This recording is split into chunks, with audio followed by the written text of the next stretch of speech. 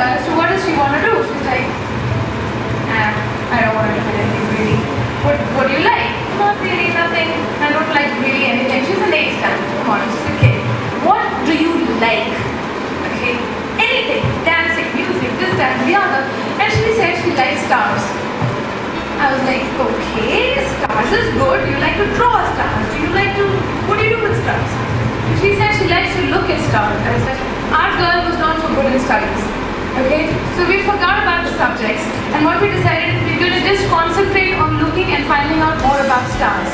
So another thing is there are a lot of institutes out there in our country which look up at stars. They have telescopes, okay, and they look up stars and take down notes, and they sound very intelligent. I don't know, like I said, I know only one constellation. So what she did is, like I told you guys, what she did is, she found an institute like that here in Bangalore. Okay, and there, that is basically where people go to study about stars and skies and comets and all that fantastic stuff after the PhD. Okay, he also got the chance to take seven students of this, 7 researchers of this. Okay, so 7 researchers were chosen from that institute to go with him for this highly prestigious chance of being able to directly look at the stars and make your own observations. Okay, so he took 7 researchers and he went himself. And because 8th standard, 9th standard is almost half ticket, okay, he asked them whether can we get one more child. They're like, child, your child? They said, no, not our child, but one who happens to be always around. They said, okay, bring the child along. So, even though it was his biggest professional achievement and for the researchers' biggest achievement, nobody bothered, but they got along because this kid has been consistently turning up in classes along with them to go and do something that nobody has done before. She became, in this world, the youngest space and star science researcher to have direct data for her observations. So when she talked about some constellation comet or something like that, it's not because she read about it. She was one of the few people to actually look through the telescope and look at them for real. So her observations and what she had to say suddenly became very, very important, and she became the youngest research scientist in the known world. Just like that. Okay? Just like that.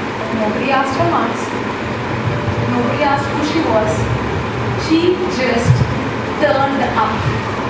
And so she's like, okay, that's the only place where anybody seems to know about stars.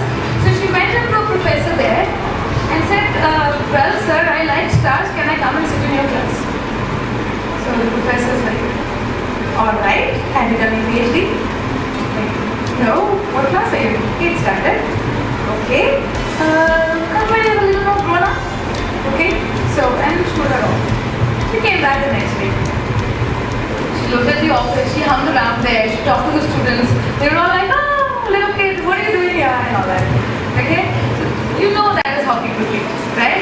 So, 2-3 days later, after a week, she came back to the professor. The professor sees her hanging around the corridor all the time. Okay? She tries to read and understand the books. I told her to go do this. Okay? She said, nobody's going to give admission. Obviously, nobody's going to give her admission. Okay?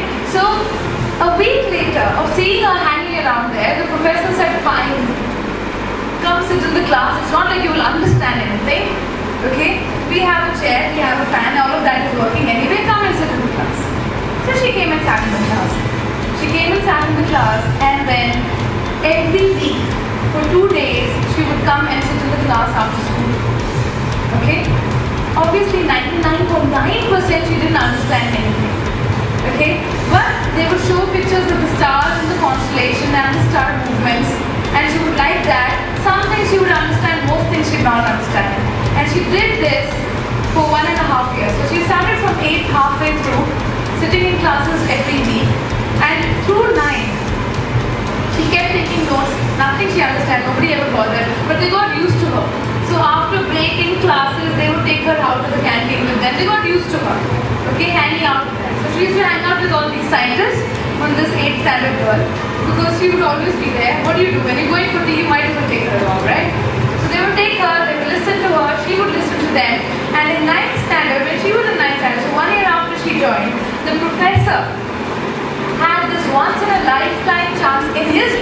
once in a lifetime chance to go use one of the biggest telescopes in the world, which is based in outside of Hyderabad.